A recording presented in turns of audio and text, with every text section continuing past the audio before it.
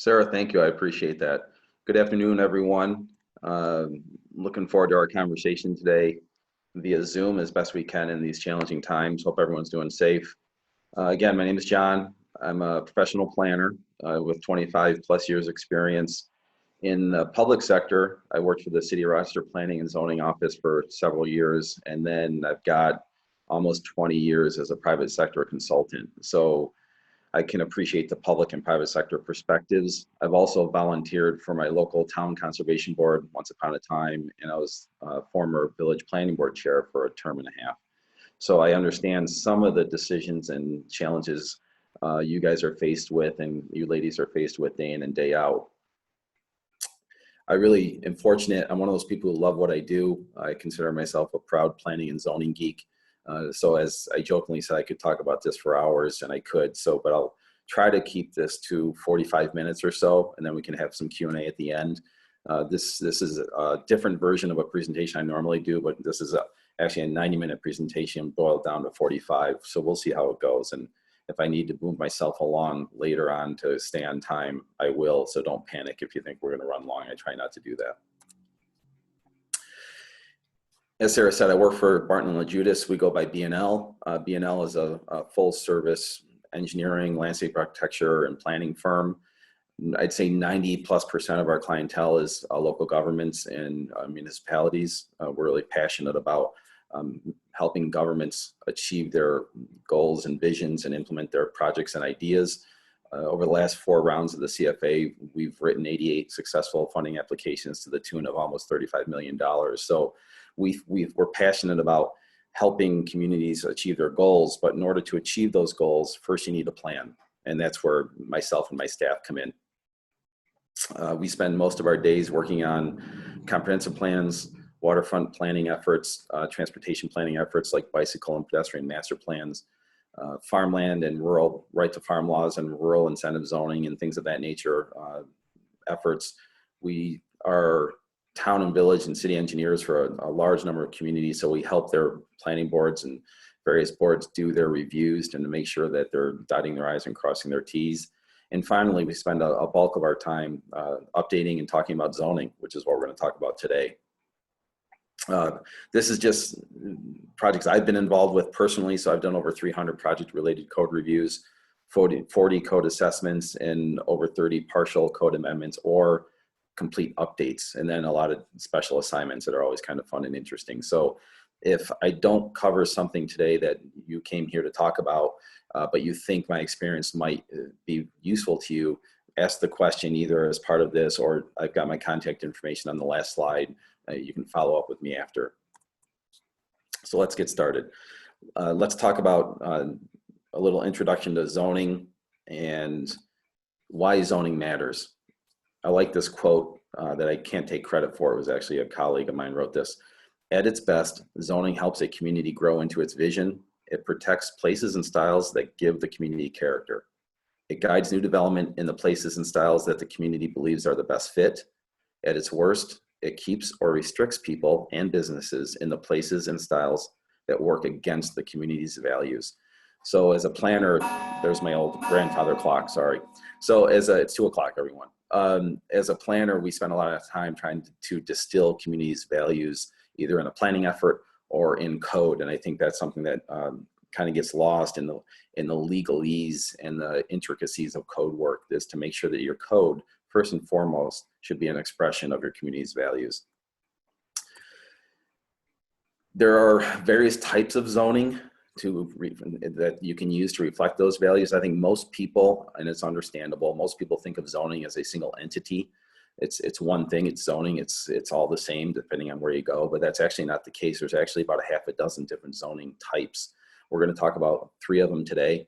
The first is Euclidean or traditional. That's what most people think of zoning in America, and that's what 99.5% of zoning codes are based on. There's also performance-based zoning and form-based zoning. And then we are firm advocates for a hybrid approach among these 3. And sometimes we're not going to talk a ton about, we are going to talk about rural zoning today a little bit, but that's a whole nother topic in and of itself. So we're going to touch on it, but you could almost consider that a 4th zoning type. So let's start with Euclidean zoning or traditional. To me, I use the terms interchangeably. The idea with Euclidean zoning that was started early 1900s, but really took hold in the late 1920s when the US Supreme Court said it was constitutional. The idea was and it was a reaction of the pollution and contamination and noise and odor that industry was creating at the time. So the idea was to keep, residential living areas and parks away from dirty, polluting industry and overly active commercial centers. So to separate them so the negative impacts don't spill over into where people live and spend their time. The characteristics of Euclidean zoning are pretty consistent from place to place to place. It starts with a map of various districts, and for each district you have a list of permitted uses and specially permitted uses. Some communities call them conditional use permits. That's okay too. Not consistent with state law, but not a major egregious error. Then you have your dimensional requirements, and the idea is to make it as self-administering and to reduce discretion as much as possible. So it's essentially, most of the code is literally black and white, yes or no, you can do that or you can't. As I said, they really took hold in the 1920s and 30s. So after four, 5, 6 decades of Euclidean zoning, a planner in the early 70s looked at the communities that those codes were resulting in and thought we could do better.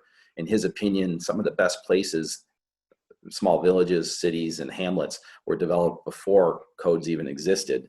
And he thought the modern Euclidean zones were screwing things up, quite frankly, and causing us to live too far apart and hurting our social fabric, and et cetera. So he came up with performance-based zoning that says you can put a business or a business district next to homes as long as it doesn't generate too much noise or too much traffic or too much waste. So his idea was to create more flexibility and encourage a mixing of uses in a small area to promote more vibrant places. The third type I'm going to talk about is form-based zoning. You're hearing, at least in the world I travel in, you're hearing more and more about this. At every conference, there's 2 or 3 sessions on it. We get a lot of existing and potential clients calling us about this. The idea with form-based zoning is that the form of a community trumps the use of the buildings, and that the physical nature of the community is the most important thing. So the idea is to get the highest quality buildings you can get, because over the 20, 30, 40, 50 year life cycle of that building, you're going to have a handful of uses. So let's make sure the building is attractive and reflects a high quality of design, and not be so concerned that it's designed for a fast food establishment or something like that. I think the best example I can share with you quickly is the city of Rochester, their Center City zoning district downtown.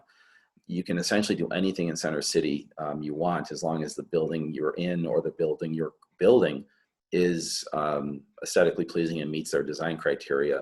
Right now, there's only 4 uses in downtown you cannot do, and I can never remember the 4th one. You can't do adult uses, you can't do a junkyard, and you can't do homeless shelter, and I can't remember the 4th one, but anything else you can do in downtown Rochester. You can make widgets, you can serve food, you can make candles, it doesn't matter. You can do anything you want as long as it's in an attractive building that accentuates the streetscape.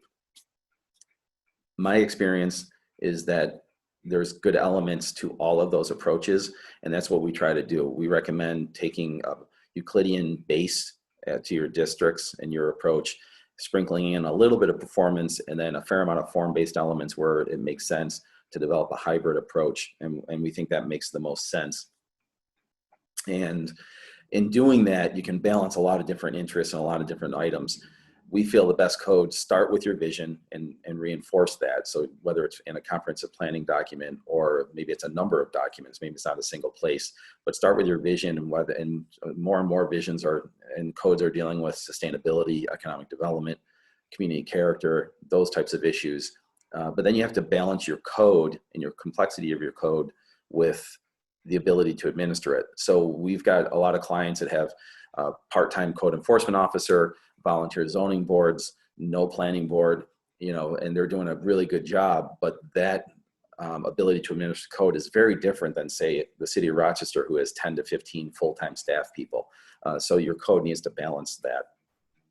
Then finally, you want your code to be as legally defensible as possible, and align with not just New York state law, but federal law where it makes sense. So let's get into some more details in terms of placemaking. So when we think about code drafting, we think about more than just land use. We think about character as well. And this is the old zoning map for the Village of Attica. This is one we like to use because it was so straightforward and so simple. You had 3 districts: residential, business, industrial. Industrial is the red, residential is the tan. And we're going to talk about the business districts for a few minutes. So they had one single business district in their old zoning code and map. As we got into it and getting to know the community, it was really easy for us to see all the zoning, or excuse me, all the commercial areas were not created equally. They weren't all the same. So you had areas like this, which are very auto-oriented with drive-through restaurants and gas stations and plazas. And then you had your very traditional downtown with buildings up to the street, very walkable, wide sidewalks. And then you had your neighborhood commercial, kind of your mom and pops that are smaller in scale and really close to residential homes. So their old code was treating all of them the same. And it wasn't doing a good job with regulating any one of those character areas. So what we did is convert these character areas into zoning districts very easily. And now their current map looks like this. So you have the orange area in the center, which is Village Center, which acknowledges that traditional environment, that walkable streetscape. Then you have the pink areas, the neighborhood commercial, and then you have that red area to the top, which is general commercial, which is more highway oriented. And then if you're really keen observer, you may also notice we did something similar with the residential districts. They had 1 residential district, and now we have 3. So again, tailoring the character of the community to the code, not just the land uses. Shifting to a rural example, our second case study, town of Ogden, their comprehensive plan, this was from 2012, I believe, when we worked on this.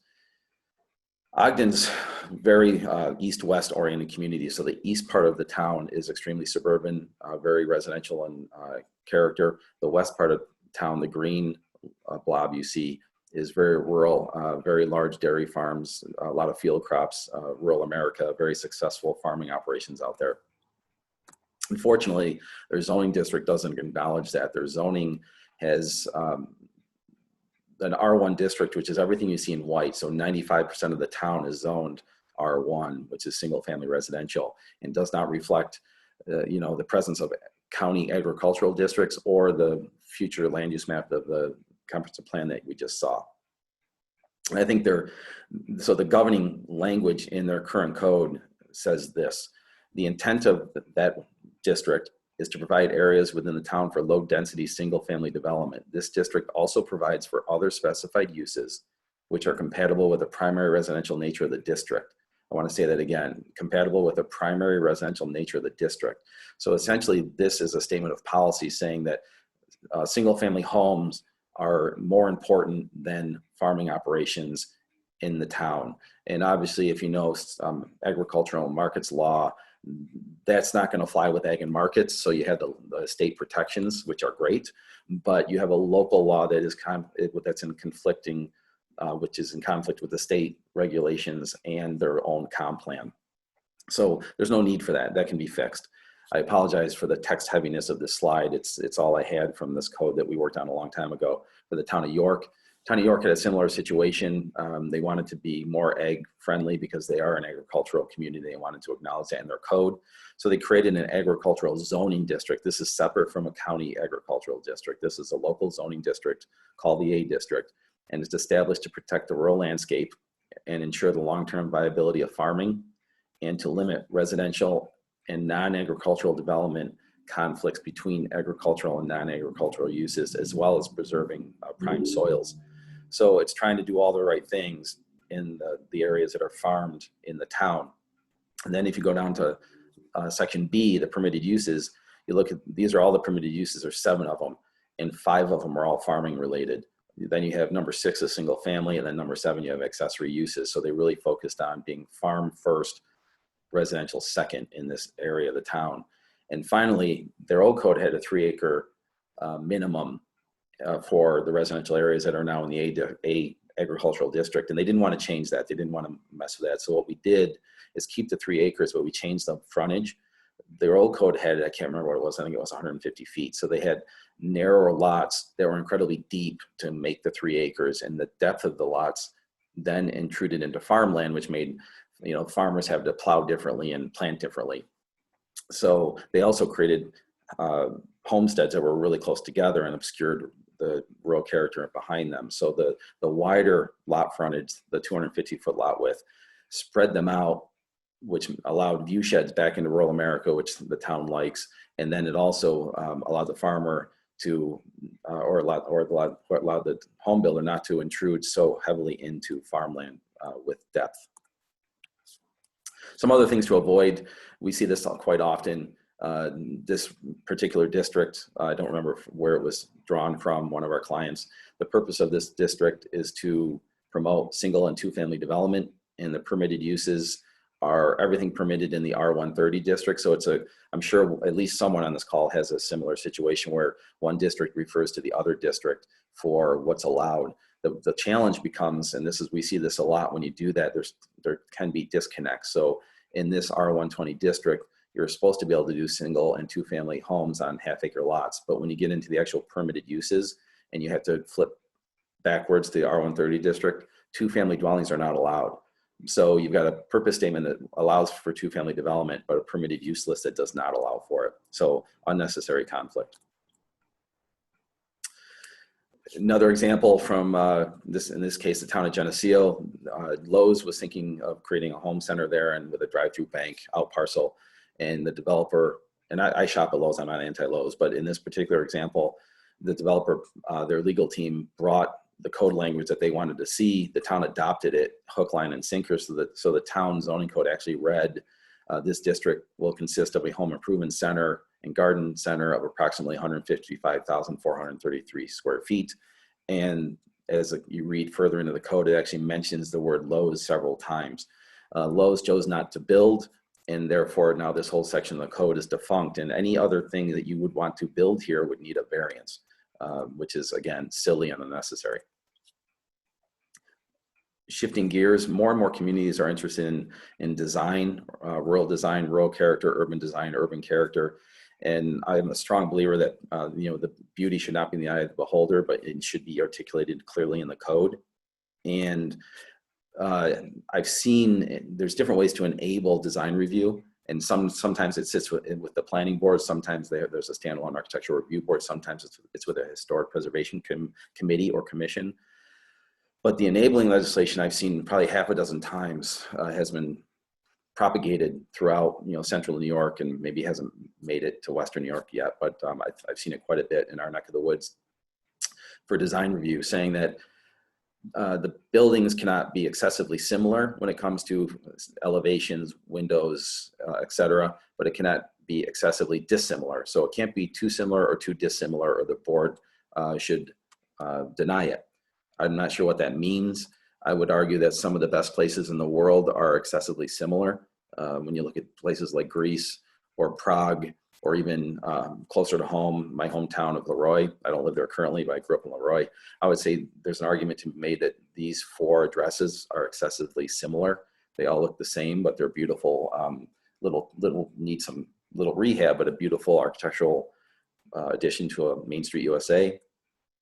So I think the idea with design review is to avoid getting buildings and infill that looks like this, but rather infill a new architecture that looks like that. So if that's your desire and that's your goal, say that in those words. Don't use legalese like excessively similar and excessively dissimilar. It doesn't work. It doesn't work in your favor. And when you're talking about design, be specific. These are actual excerpts from code that we fixed. New construction should have minimal setback, shallowest possible setback, highest amount. These soft terms drive lawyers crazy, and they drive me as a zoner crazy, because what I think is a minimal setback might be different than my fellow board members, and it might be very different than what the applicant's asking for. And then you're putting yourselves in a weakened position right off the bat. Let's talk about more dimensional requirements, getting more and more into the weeds a little bit. This is a street in the village of Avon. We updated the village of Avon's comprehensive plan in 2017. And one of the things that was very clear going through that process is how proud they are and how much they love their old neighborhoods. People love the architecture, they love to walk in them. Even residents of the town would drive into the village to walk the streets of the village because they're so pleasant. The challenge is their code doesn't support that. Their zoning code actually would make this entire street non-conforming. So all the buildings you're looking at are essentially would not be allowed by zoning code because the lot width in the old code was 100 feet, which is a very suburban oriented lot width. And I'm guessing some code writer or lawyer, if there's lawyers on the call, I'm sorry to pick on you, but a lot of lawyers do code writing and we fall into this trap sometimes. And I love lawyers. I work hand in hand with a bunch of them. But, you know, in this particular case, you've got 100-foot lot requirement, width requirement, which makes all of those parcels in blue non-conforming. So the neighborhoods that they're most proud of, the neighborhoods that people like to walk in, are not allowed by the current zoning code. And God forbid if anything happened to them, they burned down or something like that, they would need a variance to rebuild. So it's an easy fix, and we did fix that as part of our update. But as I've done work around the state, I'm seeing this time and time again, especially in you know, villages and cities and sometimes hamlets. Not so much in rural America, but for example, you've got out east near Saratoga Springs, Ballston Spa, 51% of the parcels are non-conforming. The village of Corinth, 67% were non-conforming. South Glen Falls, 75% in the winter. City of Geneva, 76% were non-conforming. And again, they weren't non-conforming for any deliberate reason other than someone just didn't think thoroughly about character and code hand in hand. Also, that can be true of setbacks and lot size. So we talked about lot width. Let's talk about setbacks for a few minutes. Take a close look at your lot size, at your required setbacks, and make sure they're what you want and what works for property owners. This particular corner, there's only about 3 parcels in this district, very small district, general business, used to require an 80-foot setback. If you put that on that corner lot, it makes a lot unbuildable. So number one, that lot becomes unbuildable, and that's unnecessary and bad practice most of the time. Sometimes it's unavoidable, but rarely. Also, the community wanted buildings up to the front and up to the street, I should say, to make a more walkable, more traditional environment. So the 80-foot setback was going against the values of the community and also making the property owners' life more difficult when it came to redevelopment. And setbacks are important. Setbacks really impact how walkable and the feel of a street or corridor. And setbacks need to be tailored from place to place to place. It's not a one size fits all, but this is just a before and after imagery for a project we worked on in the town of Greece. The old setbacks were 100-foot setback minimum. This plaza setback much further than 100 feet. This is the exact same site. So this is what the plaza looked like 5 or 6 years ago.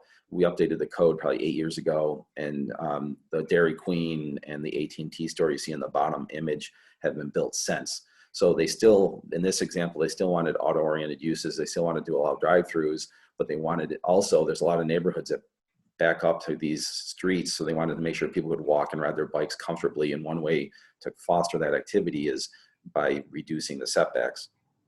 And I think it's pretty interesting to look at the old, across the street, the old code got you this with fast foods and drive-throughs. The new code gets you this with fast foods and drive-throughs. So same business activity, very different feel, very different character. Talking about minimum lot size, and when it comes to residential uses, same idea as the lot width.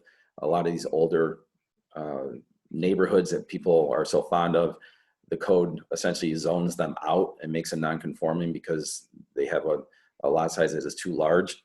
But when we get into commercial areas, especially downtowns, we see that as well. This is downtown Bloomfield. This is the south side of the downtown, very small, quaint little village. And the old code required a 1 acre minimum lot size. Well, 1 acre in downtown Bloomfield looks like that. So if I wanted to meet code in downtown Bloomfield, I'd have to buy essentially the entire south side of downtown and demolish it. And to meet their setbacks, the building would need to go about here. So essentially their old code was zoning for a chain drugstore like a Walgreens or a Rite Aid, and not really respecting what was there, even though everyone loves the building stock that they currently have. Just checking my time, 2:30, doing okay. So just talking about some other random details, starting with signage. Signage is a whole topic in and of itself. We could spend a couple hours on that. It's important.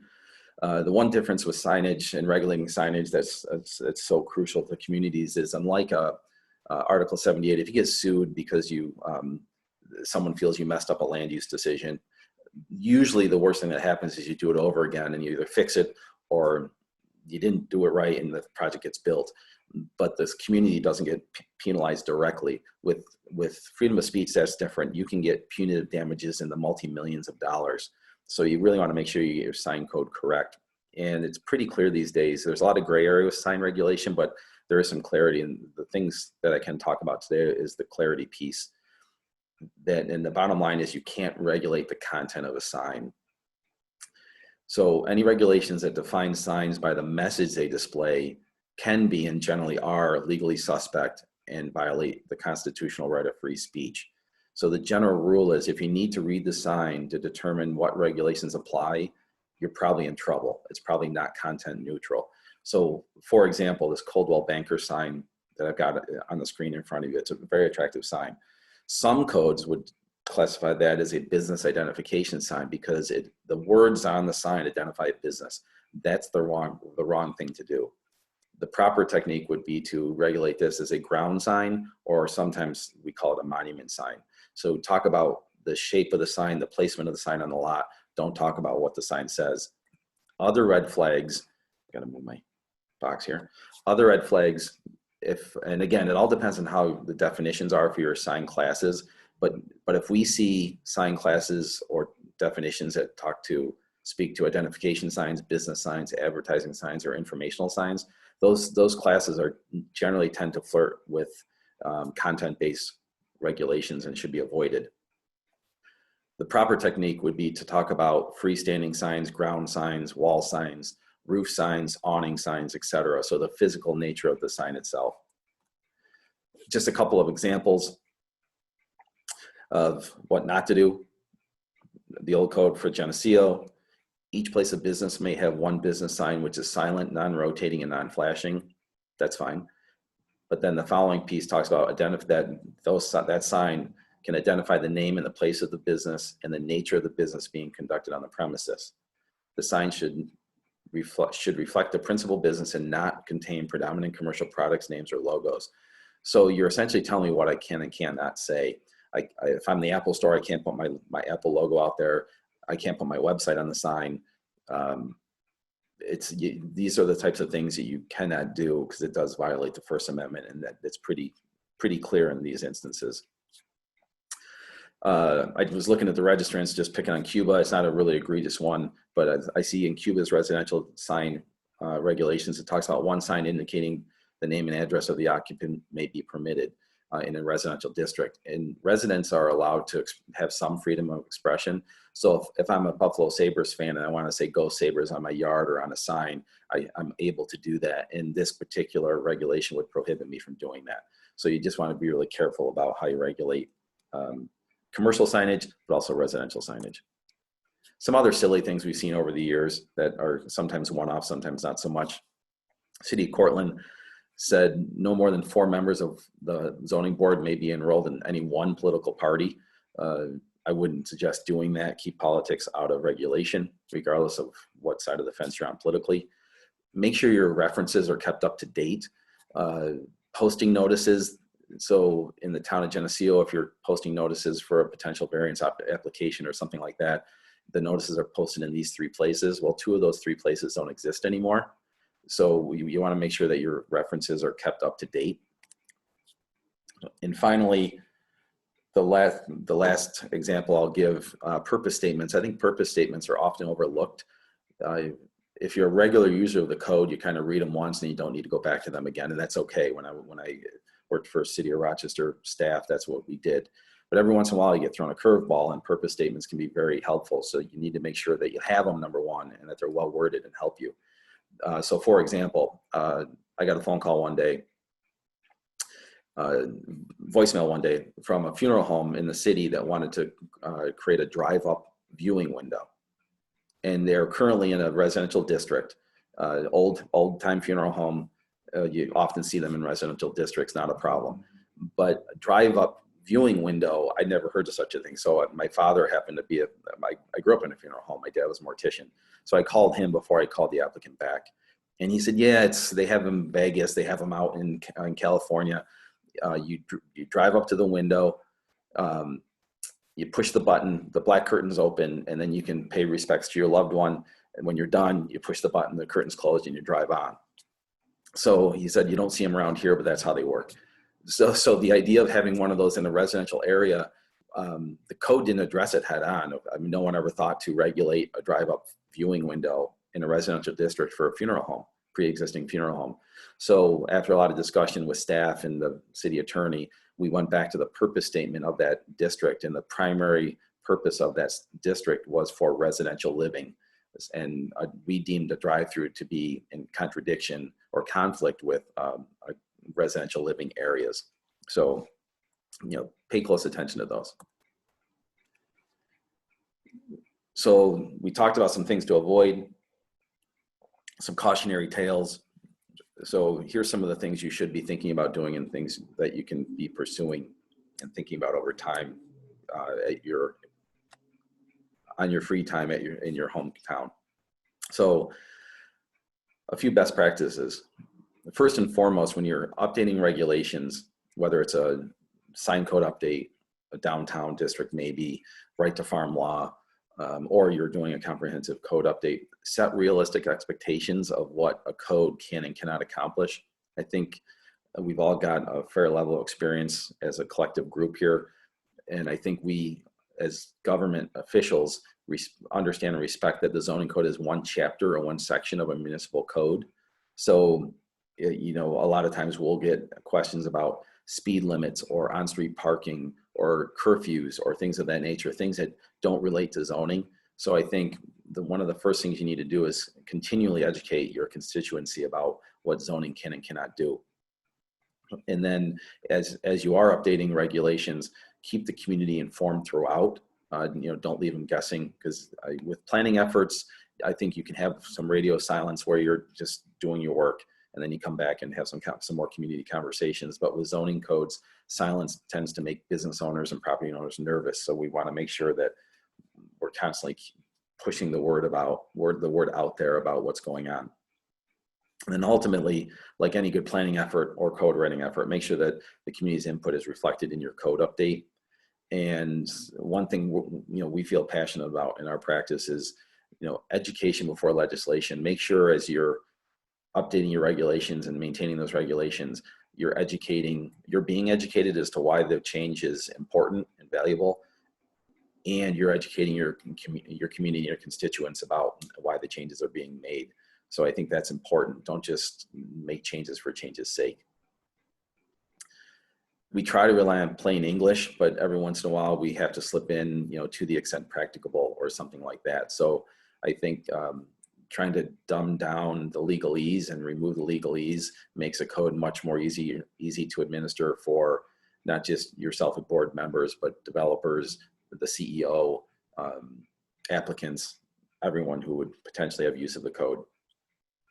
We're not always able to do this, but we really do try to strive and reward good projects. The picture on the right, I think, is the best example I've ever seen. Again, I've talked to City of Rochester a couple times today, and that's during my tenure there. This building is $10 million project, small site, commercial on the first 2 floors, residential on the upper 6 or 7. Can't remember how many there are. A $10 million project. It was approved in 35 days, and it probably would have been approved quicker, but the seeker comment period lined up, and so that was about 30 of those 35 days. So this project met all the design guidelines and there was no use requirements that I talked about. There was no parking requirements in downtown Rochester, which is something I'm not talking about today, but I could. If anyone has a question about parking, make sure you ask. So again, this was essentially the perfect project, and it got expedited through. So rather than create unnecessary hurdles for applicants, try to think the other way around. Say, how can we expedite this and not hurt the process, not short circuit public input and public comment, but just make sure that it's everything we're doing is reasonable, and we're not creating inadvertent hurdles for property owners. The big challenge I think we all face is that the gray area of a code, so all codes try to balance certainty and flexibility. And I think that's something that you need to think about as you're implementing and updating your code. And then finally, whenever possible, when we update codes, we try to reduce, the one-offs or the workarounds. I think most of us probably have a story or two of a really good project that didn't quite fit in the code. So you said, well, it sort of fit this definition, so that definition was permitted, so that's what we went with. Or, geez, we really wanted this project, but there's no way we could get it in, so we had a good project turned away because of our bad code. So those are the things that you try to, make sure you get rid of as you're administering and ultimately updating your code. We've talked a little bit of, a fair amount, I should say, about content ideas and issues and opportunities, but format can play a huge role as well. So the format of your code can either be user-friendly or cumbersome. And I think we're all familiar with the codes that are either a PDF document or maybe use eCode 360 or some other online code service. And it's just page after page after page of code. A lot of sifting, a lot of searching, and it doesn't necessarily have to be that cumbersome. This is an example from the Village of East Aurora that we did. This is their entire commercial district framework. They happen to have 3 commercial districts in Village of Aurora, some overlay districts and some other special things, but 3 base districts. Here's the purpose statements that I told you were so important a minute ago. Here's the permitted and specially permitted residential and institutional uses. Here's the permitted and specially permitted commercial uses. Here's all the dimensional requirements, and here's all the bulk requirements. So we've consolidated, it's around 35 pages of existing code into 5. So not only have we updated all of it, but we've also consolidated it. And I think I'm gonna go back. The one thing I love about this particular approach, and we have it's not a one size fits all. We actually have a number of different formats to our codes. This just happens to be one of them. But I like this because you have the 3 districts and you see all the P's and SP's. You can just look and say, oh, I'm looking to open a gas station. Where is this going to be permitted? Where is this going to be specially permitted? Or an animal grooming operation or something like that. So from an applicant standpoint, it's pretty straightforward. It's a little less sexy, but the application and review procedures are, I can't emphasize this enough, they're critical to your success. I can't tell you how many times when we've gone in and one of the first things we do is storyboard and flow chart like you see in front of you.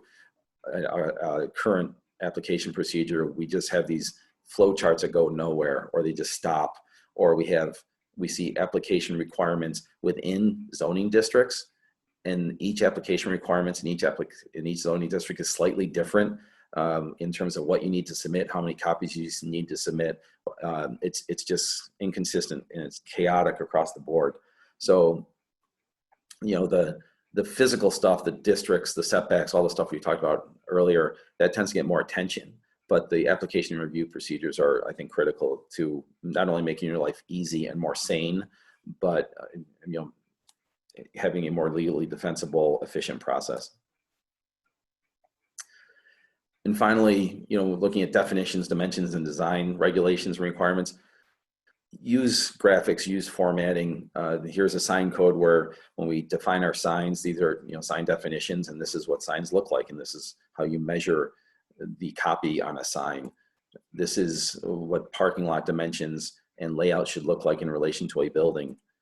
These are building design requirements with corresponding diagrams. This is side setbacks, front yard. This is essentially, these accompany our definitions. So when someone says what's a side yard or front yard or rear yard, you have these definitions accompanied by these graphics. So it's very clear for if you're a visual thinker or if you're more, more about the written word. Either way, we've got you covered. And finally, I think I can't emphasize this enough. There's so many good tools out there right now, especially for visualization. We really try to avoid surprises, and we want communities, and we feel all communities should know what their code will result in. I can't see a scenario, I can't see a reason why a community would say, geez, we didn't know our code was going to have that happen when the building's built. So this is the couple of examples I'm going to show you are from the city of Geneva. We've worked with a very talented architectural firm a few times, Plan Architectural Studio. So I want to give them credit. So this is essentially their highway commercial district that the city wants to make more of a mixed use node. And what we've done is we've rendered what the code could result in. Doesn't mean they have to build these. You could still build a one-story McDonald's, but you could also build a multi-story mixed-use building like this.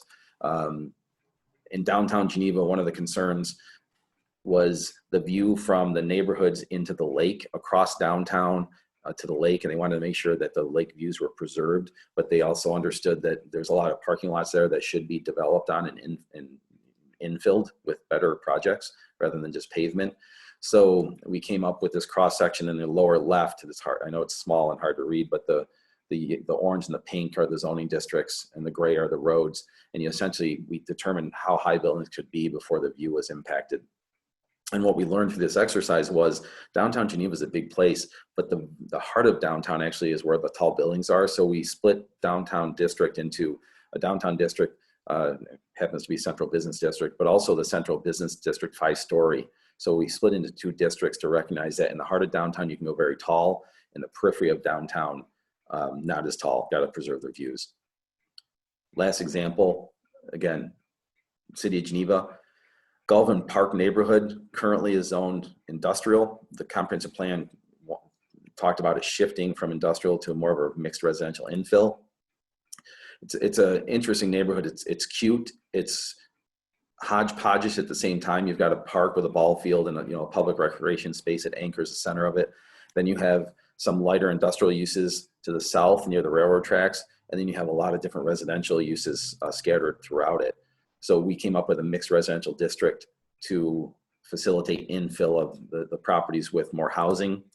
And we used Plan Architecture Studio to say, what's the right scale, what's the right height, what's it going to look like.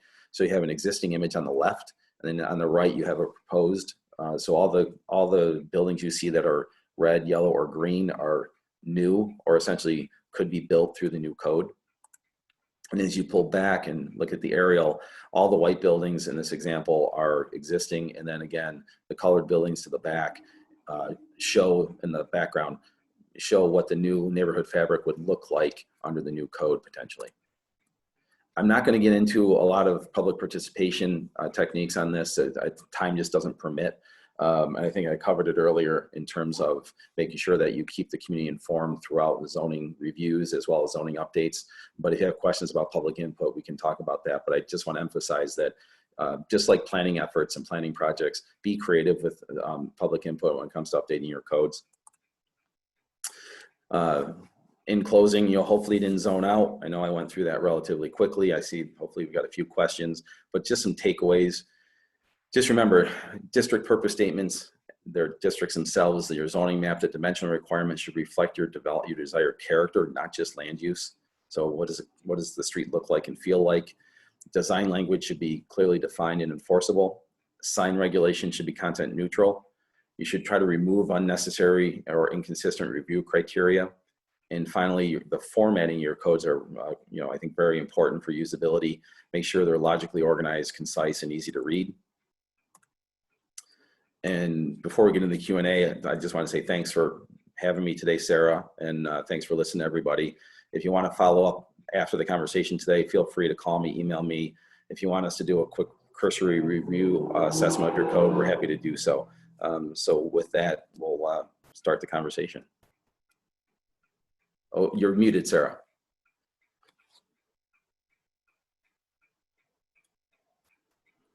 Forgot to unmute myself. Thank you very much, John. I'm going to stop sharing. Maybe I won't in case someone's got. So Q&A. So hopefully everyone can hear. One question, can you share some of the visualization tools you referred to? I think they were done in SketchUp, but there's a handful out there that Revit, SketchUp, and I think even AutoCAD and MicroStation have it as well. But I know SketchUp seems to be kind of the go-to thing these days. It seems to, they used to have a shareware version, a free version, which is one of the reasons why it got so popular. But if you want that answer, email me that question again offline, and then I'll follow up with our architectural friends and just see what they're using. But I think SketchUp would be one of the first things you'd want to look at. and I don't get any payment for that endorsement. So then I see chats. Let me jump over to let me close the questions.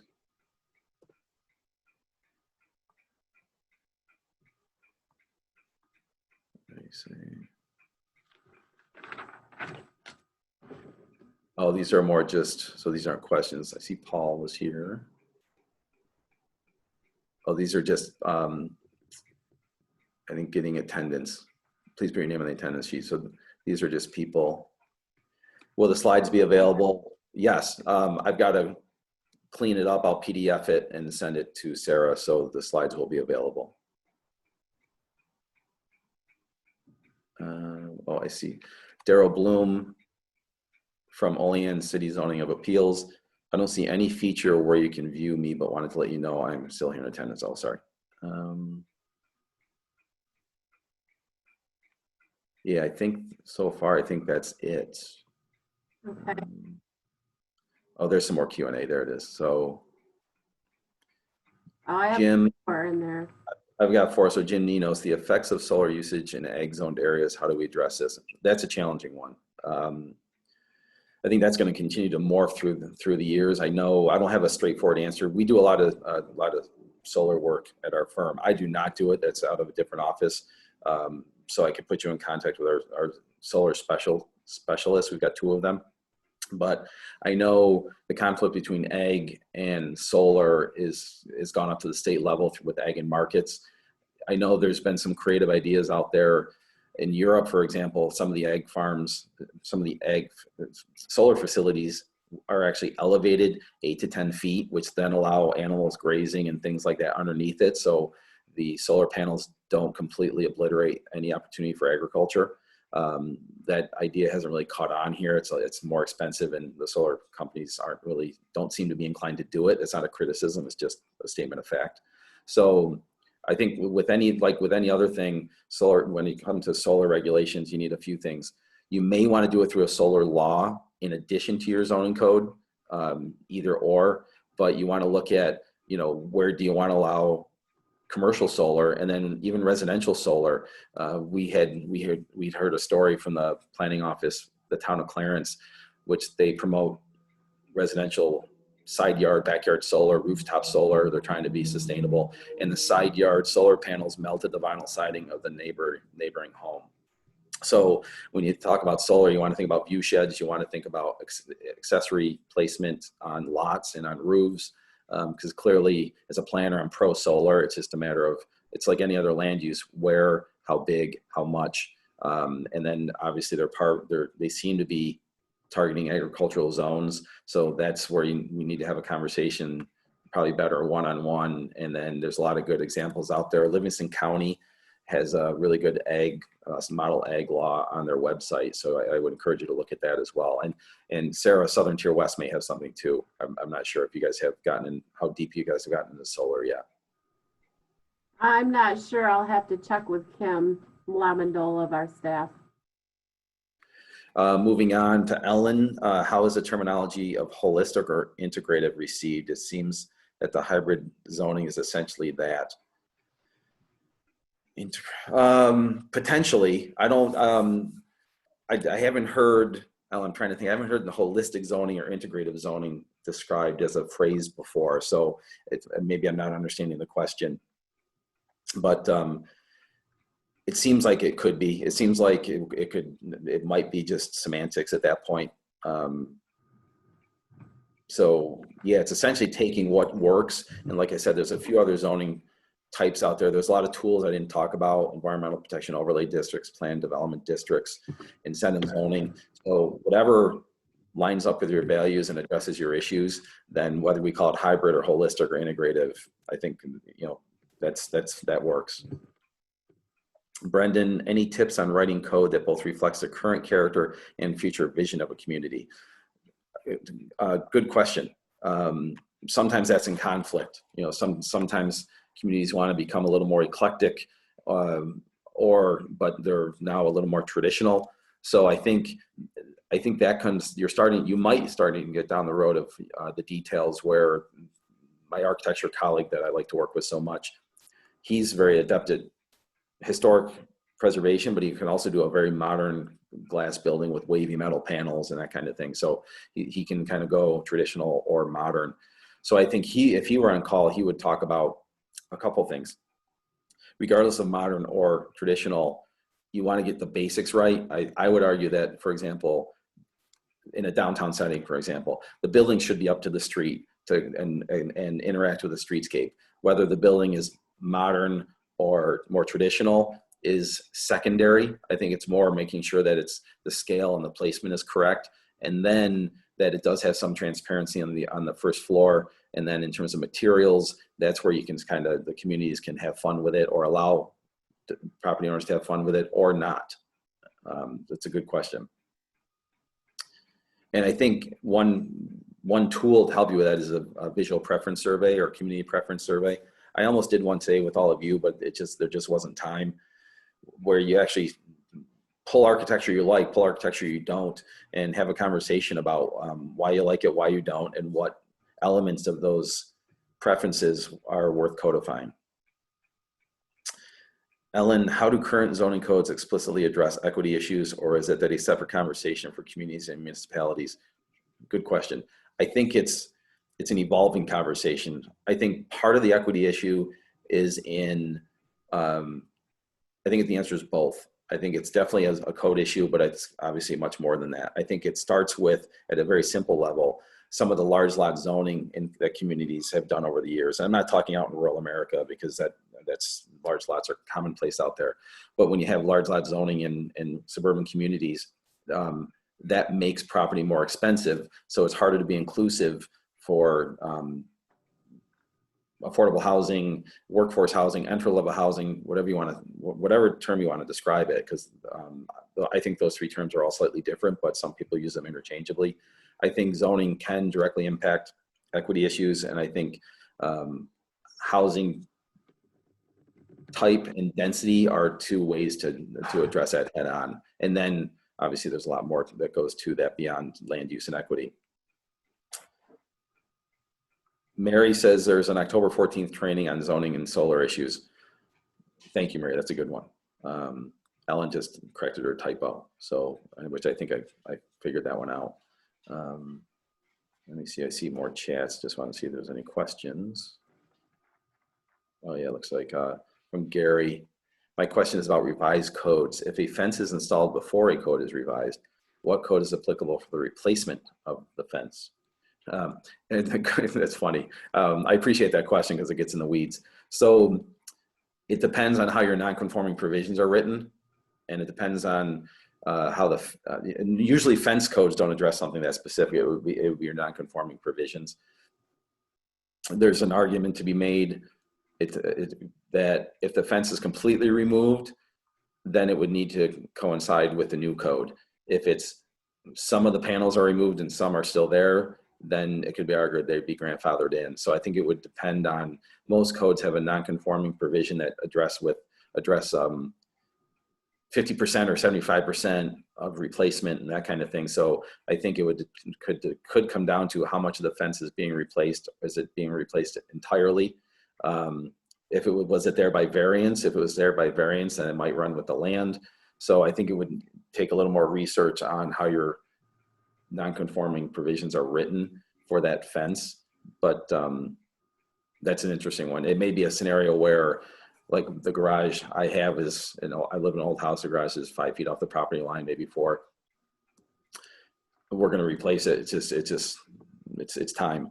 And even though it's technically grandfathered in, I'm probably going to have to go for an area variance for it. So I don't know if that helps you or not. I think the best place to look is your non-conforming provisions. Start there. Let's see.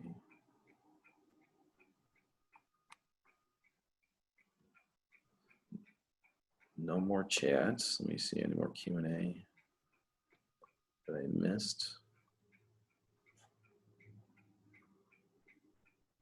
Not right now. So we got 6 minutes left. Any other questions, comments?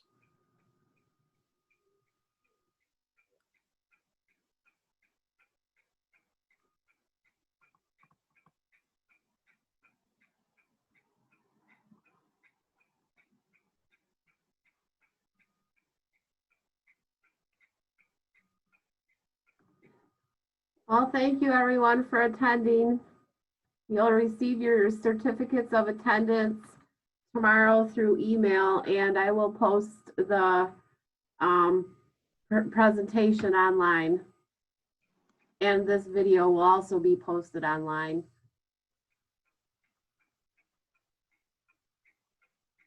Thank you, everyone. Sarah, thank you for the opportunity.